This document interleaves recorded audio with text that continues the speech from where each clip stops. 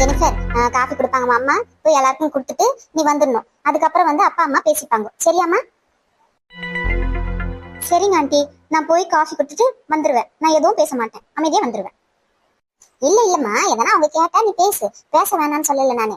எதனா அவங்க கேட்டாங்கன்னா அதுக்கு பதில் சொல்லிட்டு காஃபி கொடுத்துட்டு அதுக்கப்புறம் வந்துரு உள்ள, சரியா?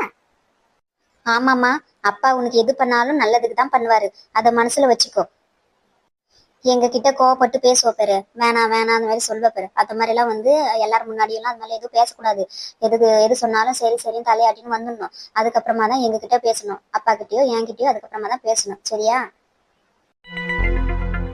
அவளுக்கு நம்ம கல்யாணத்துக்கு அம்மா ரெடி பண்ற இவ்வளவு நேரம் பண்ணிங்கற, அங்க அப்பா உட்கார்ந்துட்டு கூட்டுவான்னு சொல்லிங்கற, இங்க நீங்க தெரியுமா கூட்டு மாமா? ஏன் வைதச, அக்கா பாரு எவ்வளவு அழகா வந்து புடவை தாவணி பவுடர்லாம் கட்டாலே, நீ எதனா ஒன்னு எடுத்து கட்டிக்க வேண்டியதானே?